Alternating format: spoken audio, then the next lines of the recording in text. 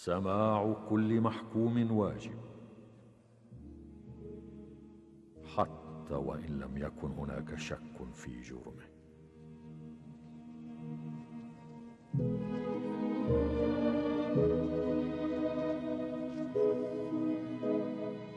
L'imam Ali Rida alayhi salam est le 8e imam de l'islam.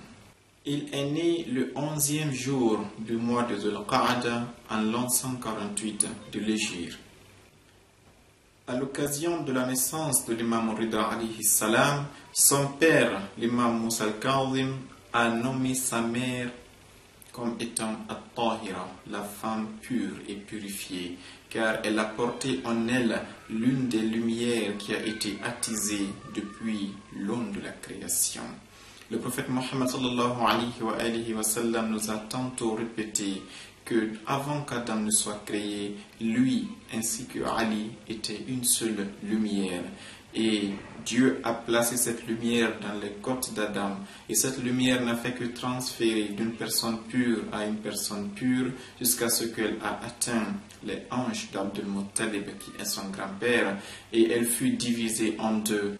Une partie de cette lumière fut transférée à Abdallah, qui sera le père du prophète Mohammed sallallahu alayhi wa sallam. La seconde moitié de cette lumière transféra à Abu Talib, qui donnera naissance à Ali ibn Abi Talib alayhi salam. Cette lumière séparée deviendra à la fois la prophétie dans la personne du prophète Mohammed et l'imam dans la personne de l'imam Ali alayhi salam. Mais elle sera de nouveau réunie en une seule personne qui a une capacité double, une personnalité unique en son genre et qui sera la dame la plus prestigieuse de l'univers. Je nomme Sayyidah Fatima az-Zahra alayhi salam, la fille du messager de Dieu. Elle va tirer la lumière de son père en étant la fille du prophète et tirer la lumière de son mari en étant son épouse pour donner naissance aux 11 autres imams qui auront la charge d'être les successeurs légitimes du prophète, parmi lesquels l'imam Rida alayhi salam qui est le 7e imam de l'islam. Une fois que cette dame Tuktam a porté cette lumière et a donné naissance à l'imam Rida, son mari, l'imam al-Kazim, l'a nommé Tahira, la femme pure et purifiée. L'imam Rida alayhi salam sera marqué par cette absence répétitive de la présence du père dans sa vie.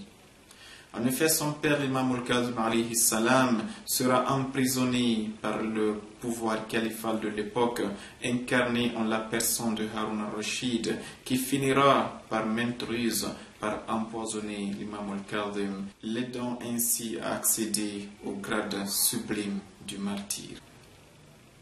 L'imam Rida alayhi salam, après le martyr de son père, va revêtir le manteau de l'imam. Il va combler le vide laissé par son père au sein de cette famille et mobiliser les fidèles qui sont loyaux à la recommandation du prophète Mohammed sallallahu alayhi wa sallam de ne suivre personne après sa mort que ces 12 califes bien guidés.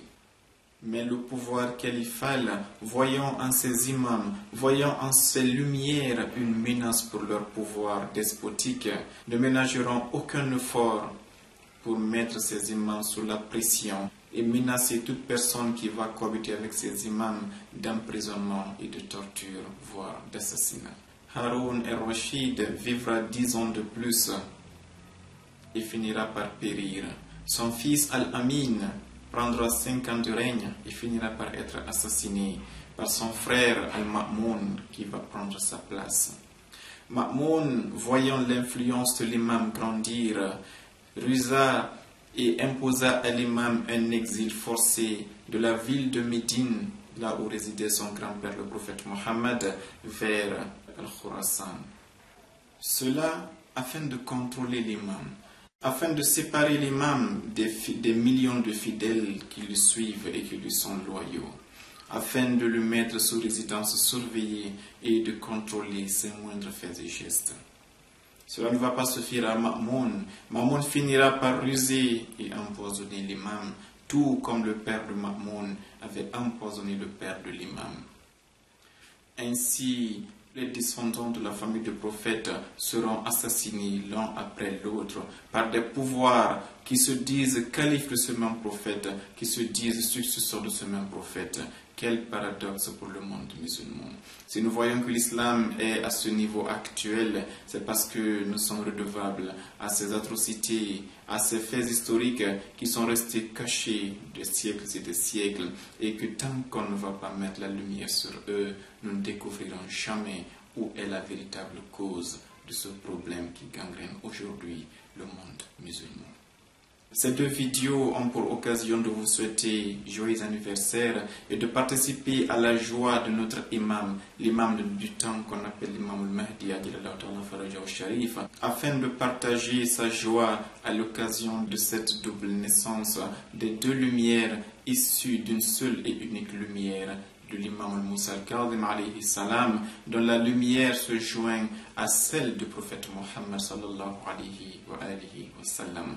Nous disons donc à tout le monde musulman, bonne fête et joyeux anniversaire. Pour la naissance de Sayyidah Fatimatul Ma'souma, le premier de ce mois de l'Qa'ada, ainsi que la naissance proche de son grand frère, l'imam Rida alayhi salam, le 11e jour du même mois. Espérant que Dieu nous accorde leur témoignage et leur intercession pour que nos affaires de ce bas monde marchent, ainsi que pour le salut de tout musulman lors du jugement dernier, nous vous disons Assalamu alaikum wa rahmatullahi ta'ala